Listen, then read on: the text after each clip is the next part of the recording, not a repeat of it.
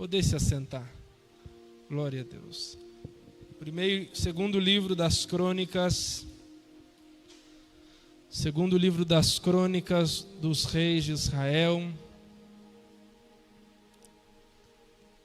Capítulo 7.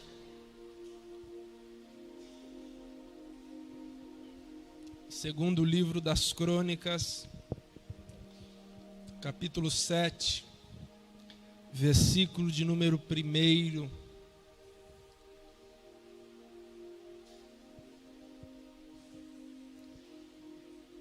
Está escrito: E acabando Salomão de orar, desceu o fogo do céu e consumiu o holocausto e os sacrifícios, e a glória do Senhor encheu a casa. E os sacerdotes não podiam entrar na casa do Senhor, porque a glória do Senhor tinha enchido a casa do Senhor. E todos os filhos de Israel, vendo descer o fogo e a glória do Senhor sobre a casa, encurvaram-se com o rosto em terra sobre o pavimento, e adoraram e louvaram ao Senhor, dizendo: Porque Ele é bom, porque a sua benignidade dura para sempre. Jesus, para levantar o caído, para renovar o cansado, para despertar os que dormem, para despertar os que dormem, para despertar os que dormem, e para chamar pecadores ao arrependimento. Revela-nos, Senhor, o conselho da Tua vontade, no nome de Jesus. Amém. O livro das Crônicas é de autoria de Esdras. Este homem foi responsável pela grande reforma religiosa pós-exílio da Babilônia, que resultou em um dos maiores avivamentos do Antigo Testamento e o terceiro maior despertamento da história da nação de Israel. Esdras é considerado uma das mentes mais brilhantes da história de Israel. O primeiro e o segundo livro das Crônicas são, respectivamente, um resumo dos livros de Samuel e Reis, sendo o primeiro Crônicas o resumo do livro de Samuel e o segundo livro das Crônicas o resumo do livro dos Reis. Os dois livros das Crônicas são dirigidos ao remanescente judaico que retorna do cativeiro babilônico a Jerusalém, sentindo uma necessidade urgente de resgatar a sua herança espiritual, o seu fervor religioso e a presença de Deus em sua vida. O segundo livro das Crônicas inicia-se falando a respeito de Salomão e de sua oração a Deus e o seu pedido por sabedoria. Do capítulo 2, versículo 1 ao capítulo 5, versículo 1, a Bíblia nos mostra também o processo da construção do templo em Jerusalém. O escritor registra todo o processo, do seu início à conclusão da construção do templo em Jerusalém. No capítulo 5, versículo 2 ao 14, a Bíblia nos mostra a entrada da Arca da Aliança no templo. O símbolo da presença de Deus no Antigo Testamento está agora entrando na casa que fora edificada ao Senhor para culto. E havia, meus irmãos, um desejo tão profundo pela presença de Deus, um desejo e uma alegria tão intensa pela glória de Deus, que os sacerdotes e os levitas esquecem as divisões dos turnos, porque naquele tempo o serviço no templo era dividido por escalas. Eles esquecem as escalas, eles esquecem os turnos e todos, sem exceção, se santificam, porque todos queriam participar do momento da manifestação da presença de Deus. E isso, meus irmãos, para nós é uma lição, principalmente para aqueles que só fazem jejum quando vão ter escalas na igreja, só oram a Deus quando vão pregar, só buscam a presença de Deus quando vão subir no altar para ministrar louvor. Estes sacerdotes esquecem os seus turnos, esquecem as suas escalas, e agora eles se santificam porque eles queriam a presença de Deus. E se nós queremos a presença de Deus sobre nós de igual forma, nós precisamos parar de cumprir apenas tabela. Nós precisamos parar apenas de cumprir escala. Nós precisamos parar apenas de cumprir os nossos deveres com a nossa escala, com o nosso dia da semana. E não, essa palavra não diz respeito apenas aos obreiros, porque às vezes nós estamos na igreja no domingo clamando pela glória de Deus, mas de segunda a sábado nós vivemos como se Deus não existisse. Nós lembramos de Deus dominicalmente para buscar a sua glória e a sua presença, mas de segunda a sábado nós não tocamos na Bíblia, nós não dobramos o nosso joelho, nós não fazemos jejum, nós não nos consagramos, nós vivemos como se Deus não existisse. E aí nós lembramos de Deus no domingo pela manhã porque tem culto. Estes sacerdotes, meus irmãos, buscavam algo da parte de Deus, e agora eles esquecem dos seus turnos e se santificam para buscar a presença do Senhor, para buscar a face de Deus. Porque antes de qualquer serviço, eles tinham paixão pela presença de Deus. Se nós perdemos a paixão pela presença de Deus, tudo que nos restará serão as nossas atribuições.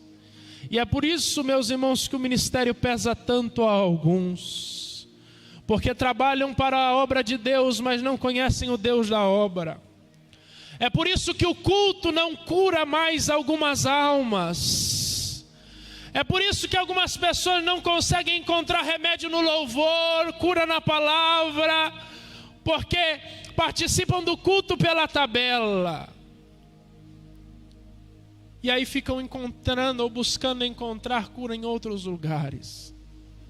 Desconfie, meus irmãos, de obreiros que não sentam para ouvir ninguém. Aliás, se você quer um conselho, não busque refúgio em pessoas que não sentam para ouvir outras pessoas. Não busque se aconselhar com obreiros dessa igreja que você não vê sentado nas cadeiras ouvindo outro alguém pregar. Porque nós não somos infalíveis. Nós não somos infalíveis. Quando eu precisei de ajuda, eu corri atrás de um pastor e eu disse: eu acho engraçado, porque eu tenho resposta para os problemas de todas as pessoas praticamente, mas para os meus problemas eu não tenho. E ele me disse: é porque nós precisamos depender uns dos outros. Por isso que para os nossos problemas Deus nos cega, para que nós possamos buscar ajuda em outras pessoas. Então não busque ajuda com quem você não vê sentado nessas cadeiras ouvindo a mensagem. Porque quem não para abastecer não tem o que oferecer. Eu respeito, irmão, qualquer um que suba para ouvir, para pregar a palavra. Qualquer um. Mas aconselhamento, só com quem eu vejo sentado ouvindo a palavra. E os sacerdotes, os levitas, os cantores começam a adorar ao Senhor. E por conta do seu desejo de ver que a glória do Senhor se manifestasse, a Bíblia diz que uma nuvem enche a casa de Deus, de maneira que os sacerdotes não podiam permanecer de pé, porque a glória do Senhor encheu a casa. A palavra no versículo 14, se você puder, mantenha a sua Bíblia aberta, do capítulo 5. Para encheu a casa, é o hebraico que significa estar cheio em plenitude, estar cheio em abundância. Porque quando Deus decide manifestar a sua glória, quando Deus decide manifestar a sua presença, Ele manifesta em plenitude, Ele manifesta em abundância. E esta palavra vem muito a calhar ao ano que nós estamos vivendo, porque é um ano que nós nos propomos a buscar a abundante glória de Deus. E não pense, meus irmãos, que a glória de Deus é apenas um arrepio no corpo, é uma lágrima no rosto. Deus tem coisa sobrenatural para a sua igreja. Deus tem um mergulho profundo, em águas profundas a sua igreja.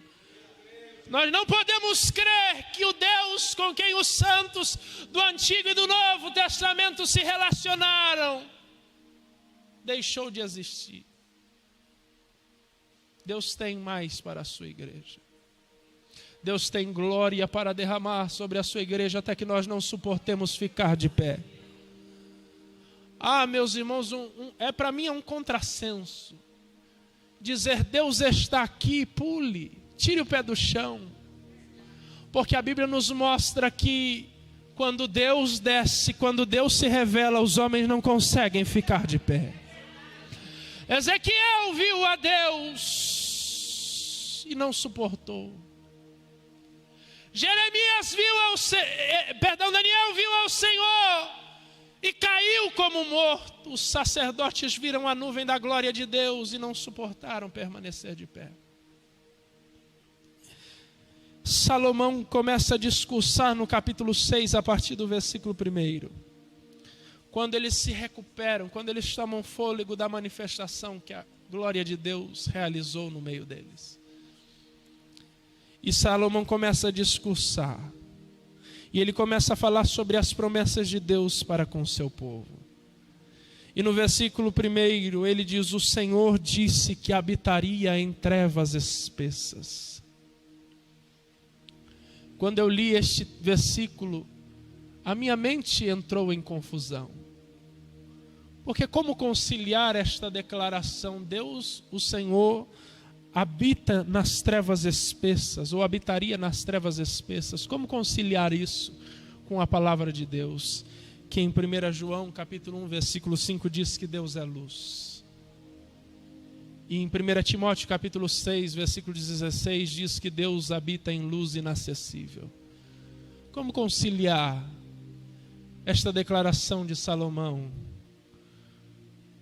Deus habitaria nas trevas espessas. Meus irmãos, esta declaração é extraordinária. Por que é extraordinária? Porque a Bíblia não está querendo dizer que Deus habita na escuridão. A Bíblia está querendo dizer a nós que Deus é mistério. E que a vida com Deus é mistério. Por isso que Deus habita em trevas espessas, porque ninguém pode dizer como vai ser a sua jornada com Deus. Eu posso lhe ensinar princípios, bases fundamentais da fé, os princípios imutáveis da sua palavra que Deus não vai abrir mão. É o mesmo para mim, é o mesmo para você. Mas como vai ser a nossa vida prática com Deus, a nossa experiência prática com o Senhor, é mistério. A vida com Deus é um mistério.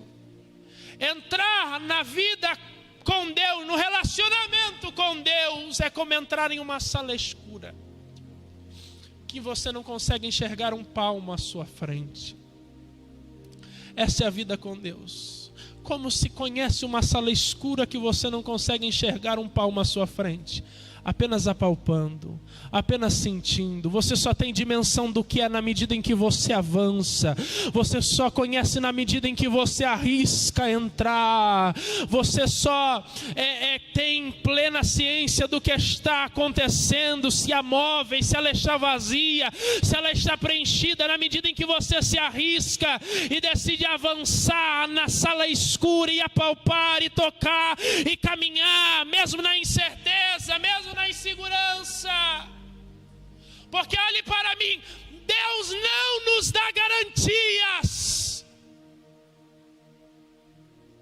A vida com Deus é uma vida de incertezas. A única certeza que nós temos na vida com Deus é que Ele estará conosco. A vida com Deus é mistério. Por isso Ele habita nas trevas espessas. Porque ninguém pode conhecer a Deus em sua plenitude. Por isso a vida com Deus é mistério. Em Êxodo capítulo 33, versículo 18 a seguir, a Bíblia nos mostra que Moisés faz uma oração a Deus. Ele diz: mostra-me a tua glória, Senhor. E Deus diz a Moisés: eu farei passar por ti a minha bondade, mas a minha face você não verá, porque homem nenhum viu a minha face e pode viver.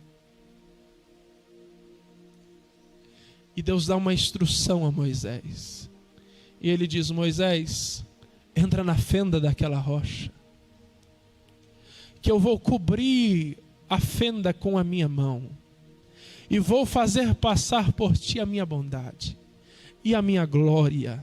E depois que ela passar, eu tirarei a minha mão e você me verá pelas costas, mas a minha face você não verá.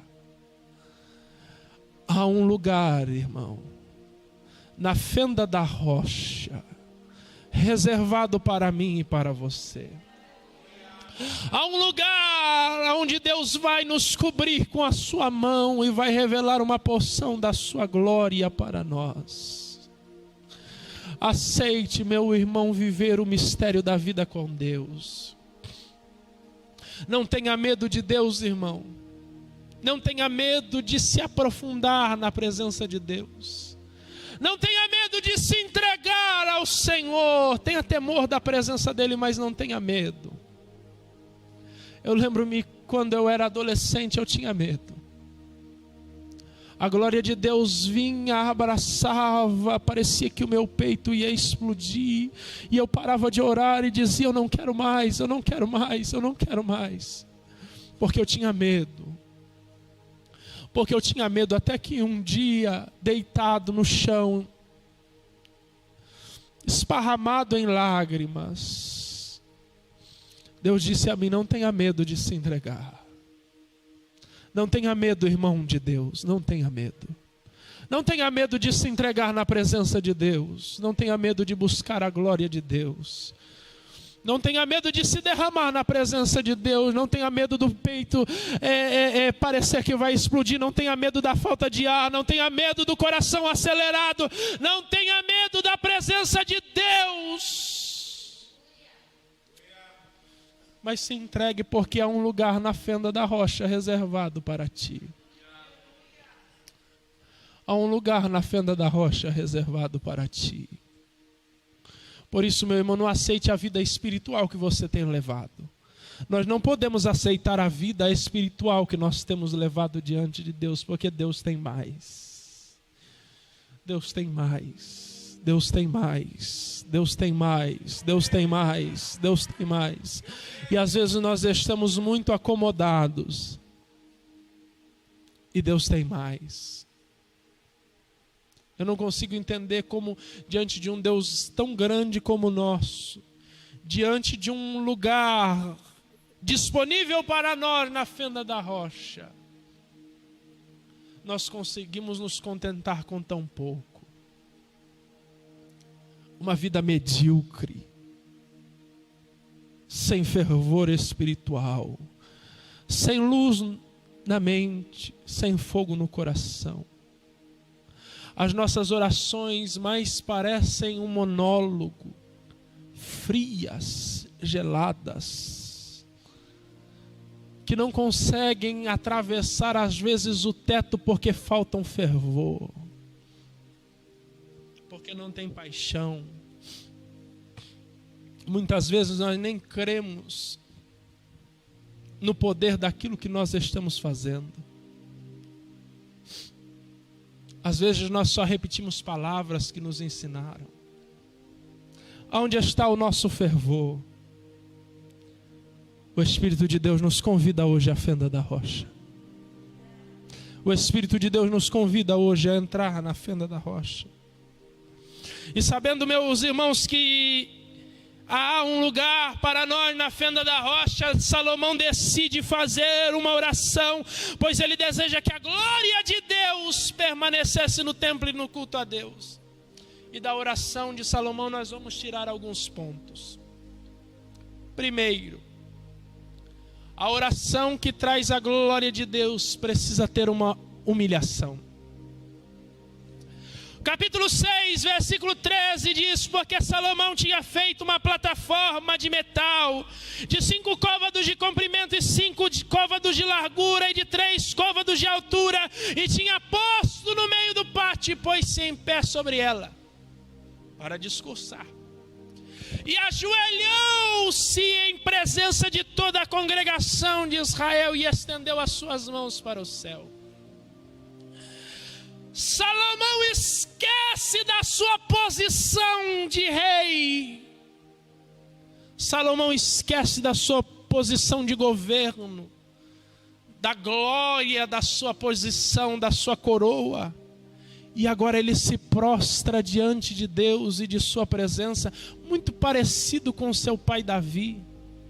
Quando traz a arca da aliança da casa de Obed-edom para Jerusalém, ele começa a dançar e se alegrar na presença de Deus junto ao povo. Quando os soldados começam a cercar para proteger,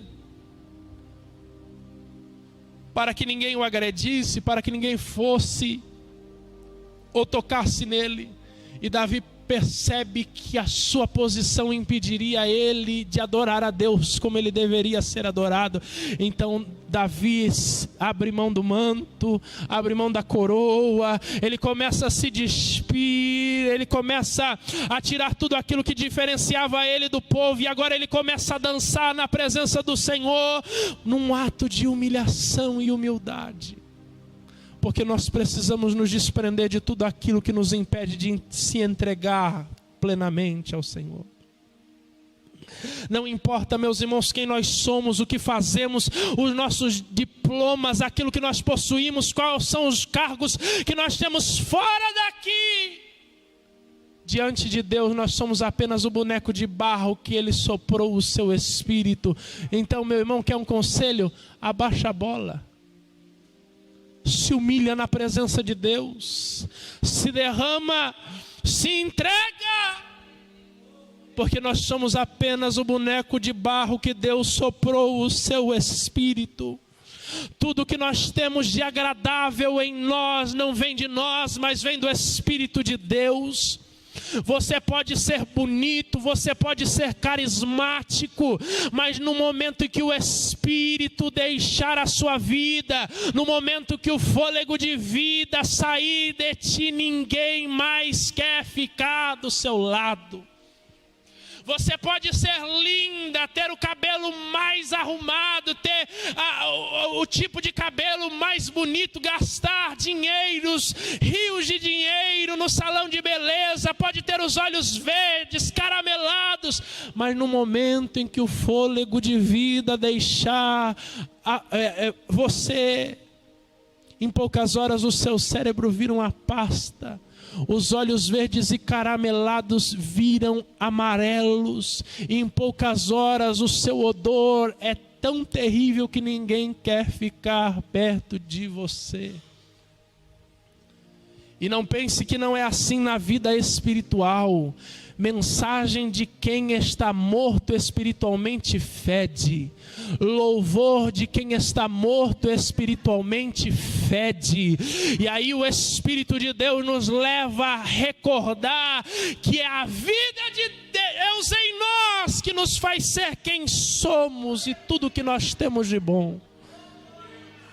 Então, meu irmão, reconheça o valor da presença de Deus em nós e se humilhe e desça. E se curve, e se prostre diante do Senhor. Meus irmãos, Paulo entendia isso muito bem.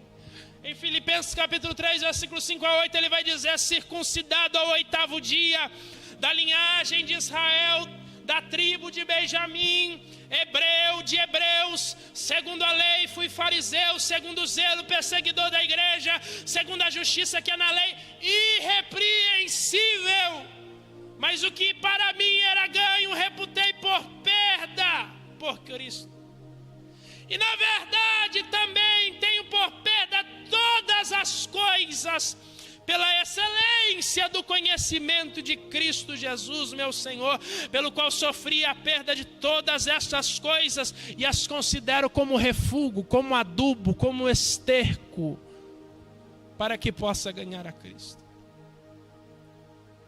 A oração que traz a glória de Deus é uma oração de humilhação.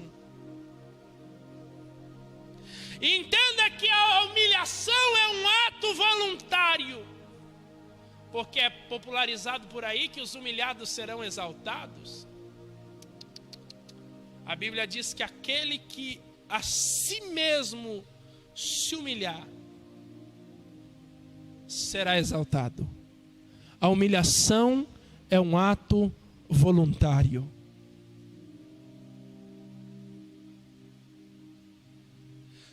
E a humilhação não é a qualquer coisa ou a qualquer pessoa.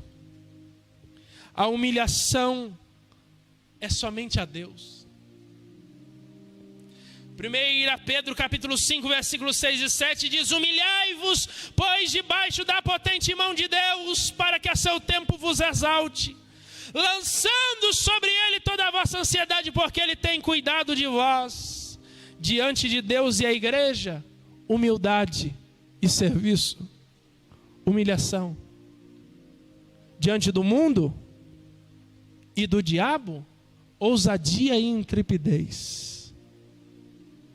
Não é porque nós temos que nos humilhar que nós vamos virar chinelo nos pés do diabo.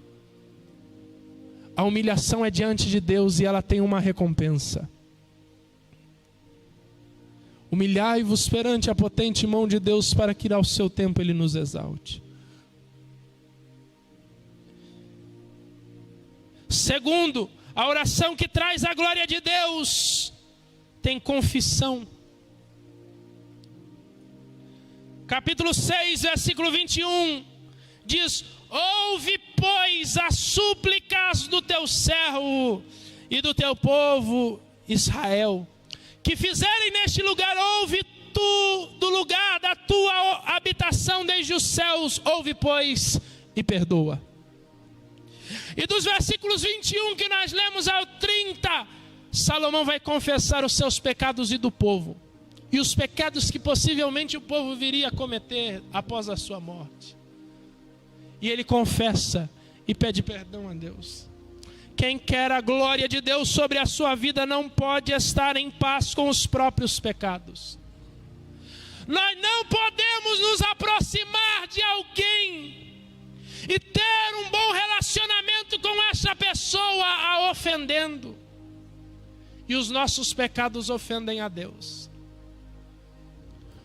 Os nossos pecados ofendem ao Senhor, ofendem a santidade de Deus.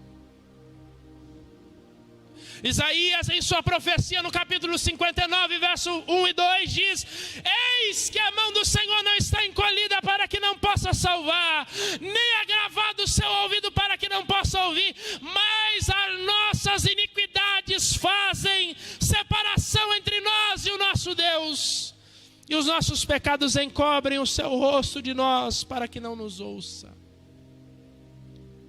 O pecado nos afasta de Deus.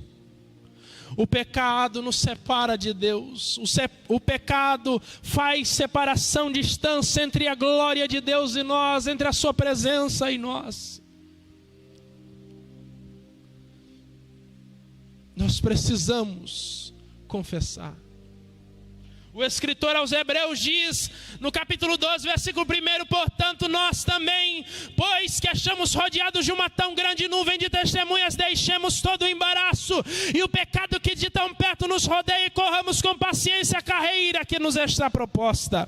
A palavra rodear, que o escritor usa para dizer a respeito do pecado, significa que envolve habilmente, que cerca e incomoda continuamente. Porque é isso que o pecado deve fazer para conosco, nos incomodar. Por quê? Porque aquilo que incomoda a Deus deve ser o nosso incômodo. E aquilo que ofende a Deus deve ser a nossa ofensa. E o pecado ofende a Deus. O pecado incomoda a Deus. Se nós orássemos, meus irmãos, para que nós nos ofendêssemos com o nosso próprio pecado, à medida que o pecado do nosso irmão nos ofende, a glória de Deus já teria sido derramada sobre nós e nós não estaríamos mais de pé. Se você e eu queremos desfrutar da glória e da presença de Deus em nossa vida, precisamos confessar. 1 João capítulo 1, versículo 9 diz: se confessarmos os nossos pecados, Ele é fiel e justo para nos perdoar os pecados e nos purificar de toda injustiça. 1 João capítulo 2, versículo 1 e 2 diz: meus filhinhos, estas coisas vos escrevo para que não pequeis. E se alguém pecar, temos um advogado para com o Pai, Jesus Cristo justo, e Ele é propiciação pelos nossos pecados, e não somente pelos nossos pecados, mas também pelos pecados do mundo. Salmo de número 86, verso de número 5: pois tu, Senhor, és bom e pronto em perdoar e abundante em benignidade para todos que te invocam. Efésios capítulo 1, versículo 7 diz: no qual temos em quem? Jesus, a redenção pelo seu sangue, a saber, a remissão dos pecados segundo a riqueza da sua graça. Colossenses capítulo 1, versículo 13 e 14, o qual nos tirou da potestade das trevas e nos transportou para o reino do seu Filho, do seu amor, em quem temos a redenção pelo seu sangue, a saber, a remissão dos pecados. Confessa, irmão, porque em Deus nós encontramos perdão. E olhe para cá, não é dobrar o joelho diante da presença de Deus e dizer: Deus, me perdoa por todos os meus pecados. Não, pecado tem nome, sobrenome, RG, CPF. É chegar diante da presença do Senhor e dizer: Deus, eu pisei na jaca. Deus, eu errei. Naquele dia eu menti, naquele dia eu falei. Naquele dia eu fiz isso, e a tua palavra diz isso, e eu te desagradei. Me perdoa, me lava com teu sangue, purifica o meu pecado. É nessa experiência de confissão que nós passamos a sentir a tristeza de Deus, porque Deus, o Espírito de Deus, se entristece quando nós pecamos, quando nós falhamos, porque nós somos propriedade. O escritor da Epístola aos Hebreus chega a dizer que todas as vezes que nós pecamos é como se nós transpassássemos a Jesus de novo. Sabe o soldado romano que enfiou uma lança na lateral de Jesus na cruz do Calvário? Quando nós pecamos, nós fazemos o mesmo. Nós precisamos aprender a sentir a dor de Deus, a nos entristecer com aquilo que entristece o coração de Deus. Então confesse, meus irmãos, porque esse é o ano de viver a glória de Deus sobre a nossa vida. Esse é o ano de experiências extraordinárias da parte de Deus para nós. Esse é o ano que Deus vai cobrir a fenda da rocha para passar com a sua glória e com a sua bondade.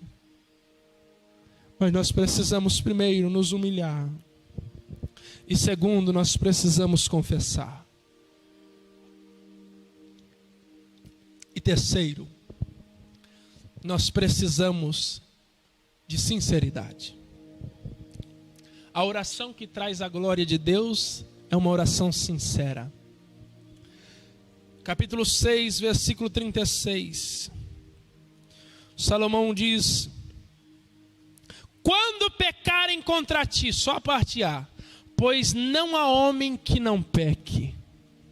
Quando pecarem contra ti, pois não há homem que não peque. Salomão não se reveste de uma máscara. E aliás, ele se inclui no grupo de pessoas, pois não há homem que não peque. Sinceridade. Salomão não se reveste de máscara, de uma máscara, uma pose de santidade. Quando os seus filhos pecarem, não. Quando pecarem contra ti, pois não há homem que não peque. Uma hora ou outra nós vamos escorregar, Deus. Então nos perdoa. Sinceridade. Ele não tenta projetar uma falsa imagem de perfeição. Antes de qualquer coisa, ele é sincero diante de Deus. Não há homem que não peque. E olhe para mim, Deus está farto de falsidade na sua igreja. Quantos Naamãs não sentam semanalmente nas cadeiras desta igreja? Tem armadura, tem posição, tem status, a armadura brilha, são pessoas de autoridade, manda e vão, pede e fazem. Quando ele chega, distingue, porque a armadura reluz, mas debaixo da armadura há uma carne podre, que fede, e pode passar desapercebido por mim e por você, mas as narinas de Deus não passam. Deus tem sentido o fedor da carne podre de Naamã, dia após dia no nosso meio. Deus está farto da falsidade. Deus requer de nós a sinceridade.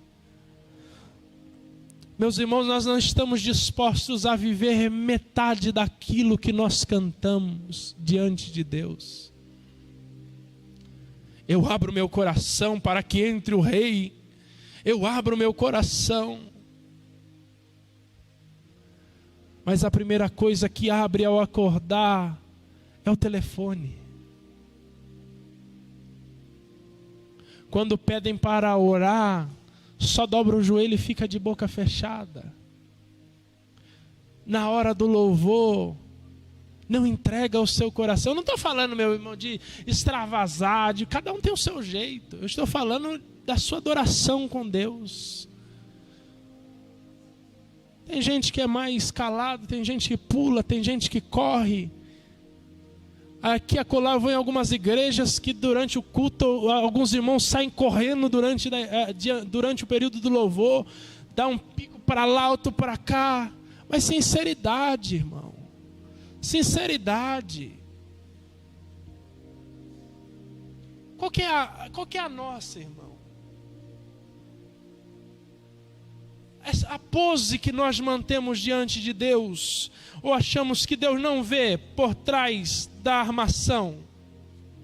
Eu trabalhei, meus irmãos, numa construção ano passado, e o pedreiro fazia cada coisa, irmão, cada rasgo na parede, e era a casa onde eu ia morar ainda. Eu dizia, eu não vou pisar aqui de jeito nenhum, esse negócio vai cair. Aí o pedreiro falava assim: calma, a gente esconde por detrás do reboco. A gente nivela por detrás do reboco. Mas Deus enxerga por detrás do reboco. Você pode estar nivelando a sua vida com um reboco, escondendo essa bagunça dos olhos de quem for, do líder, do pastor, do intercessor, do obreiro, até do seu cônjuge você pode conseguir esconder, mas Deus vê por detrás do reboco. Deus vê por detrás do reboco. Joel capítulo 2, versículo 13 diz: rasgai o vosso coração e não as vossas vestes, convertei-vos ao Senhor vosso Deus, porque Ele é misericordioso e compassivo, e tardio em irar-se, grande em benignidade, e se arrepende do mal. Se Naamã estiver disposto a tirar a armadura e mergulhar no rio de Deus, há purificação para nós. Mas é preciso ter sinceridade diante do Senhor. Deus procura, meus irmãos, uma boca que esteja alinhada ao seu coração.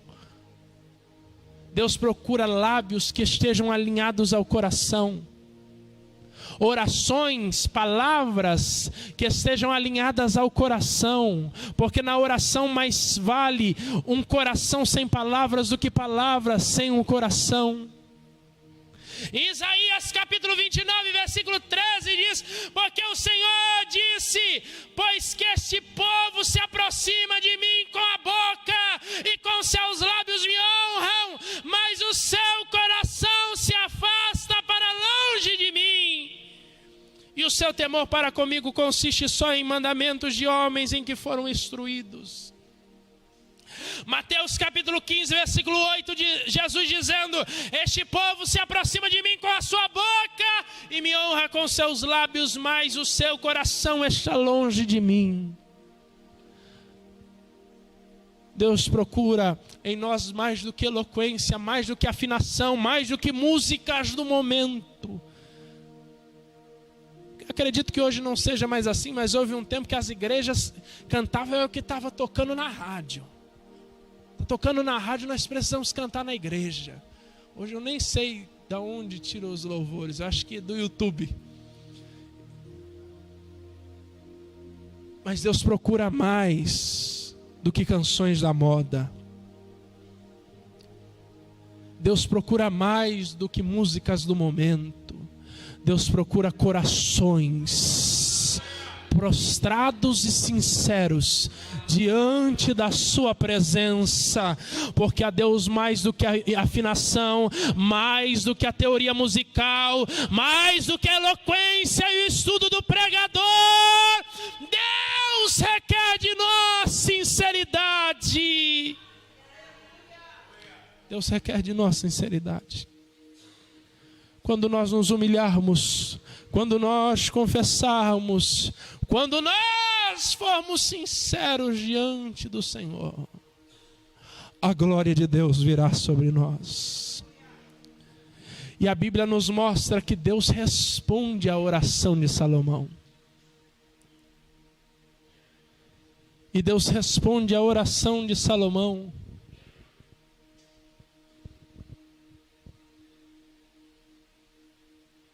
no capítulo 7,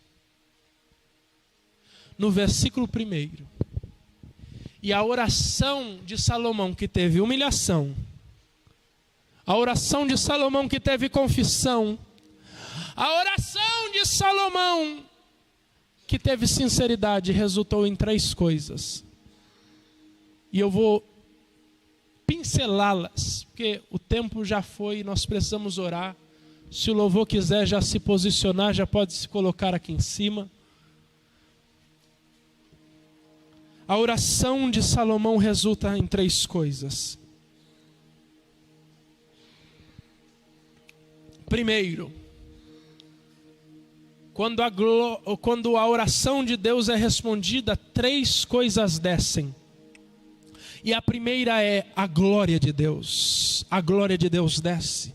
Versículo de número 2. E os sacerdotes não podiam, capítulo 7, versículo 2. Os sacerdotes não podiam entrar na casa do Senhor, porque a glória do Senhor tinha enchido a casa do Senhor. Olhe para cá, isso aqui é extraordinário. Os sacerdotes tinham se santificado, sim ou não? Eles eram santos, eles podiam estar ali.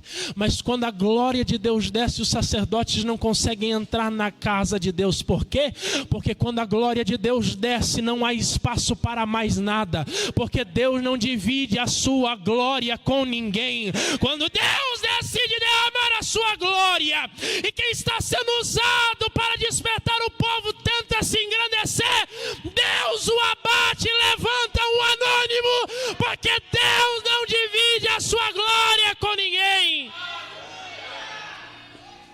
É por isso, meus irmãos, que em ambientes que não se tem a glória de Deus, precisa se investir tanto em pirotecnia, em show, em apresentação, porque não tem a glória de Deus, e aí precisa se preencher o vazio da presença de Deus com outras coisas.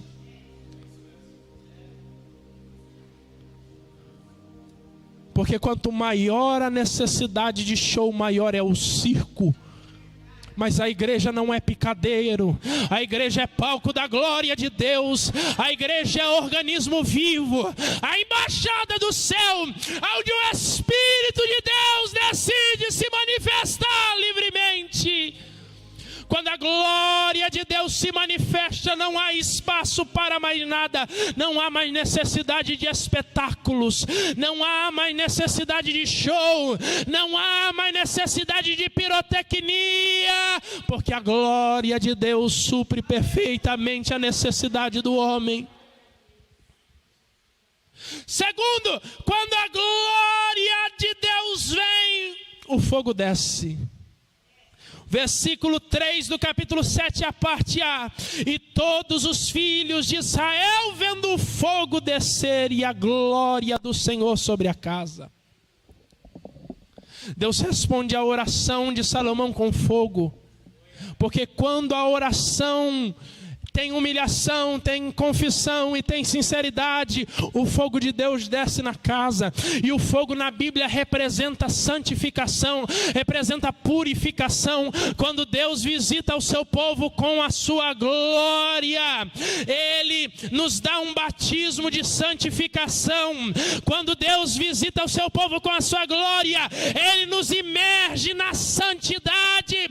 Quando Deus revela a sua glória, o fogo do Espírito se alastra sobre os corações, os pensamentos impuros são consumidos, a glória de Deus manifesta sobre nós a santidade, e o desejo de viver por Deus e para Deus floresce, acende e reacende nos nossos corações. Por isso não dá para acreditar que a glória de Deus desceu sobre nós enquanto há tanta mentira no nosso meio, enquanto há tanto engano no nosso meio, enquanto aqui e acolá nós vemos casos de adultério, de homens e mulheres mergulhados em pornografia. Não dá para acreditar que a glória de Deus desceu, porque onde a glória de Deus desce, há um retorno à santificação. A glória de Deus desce e há um desejo e uma fome por santidade. O mundanismo dentro da igreja cessa, porque a glória de Deus tira o mundo da igreja. E a glória de Deus, que tira o mundo da igreja, um dia vai tirar a igreja do mundo.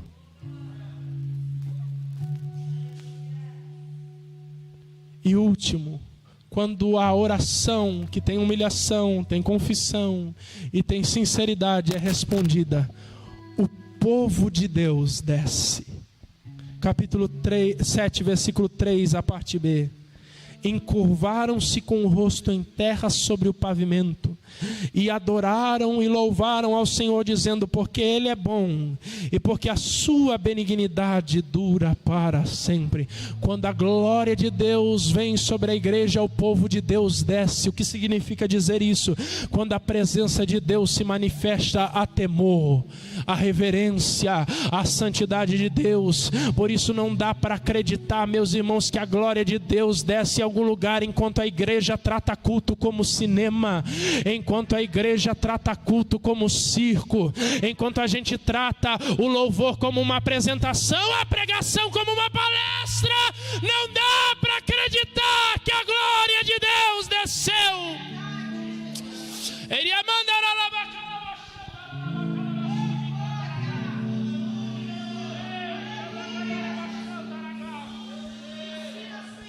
Quando nós tivermos temor e reverência ao Deus que se manifesta aqui, a glória de Deus vai se perpetuar.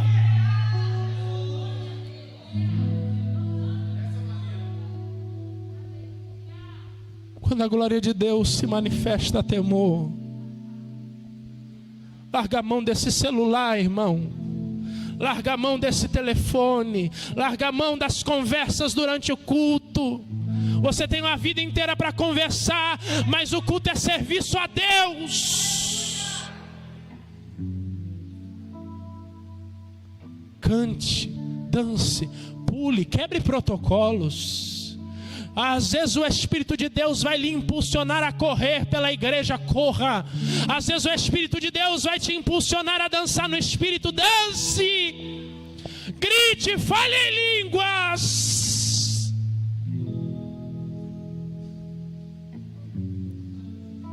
O que não pode é perder o temor. O engraçado é que aquilo que pode a gente não faz, mas aquilo que não pode a gente está fazendo. Mas a glória de Deus vai nos pegar. A presença de Deus vai nos pegar na curva. Deus vai visitar a sua igreja. Deus vai visitar os nossos corações. Feche os seus olhos e incline a sua cabeça e comece a fazer essas 3 orações. Já já eu vou fazer um apelo, mas você precisa ouvir um hino enquanto você faz essas 3 orações de humilhação, de confissão, de sinceridade. Fala com Deus.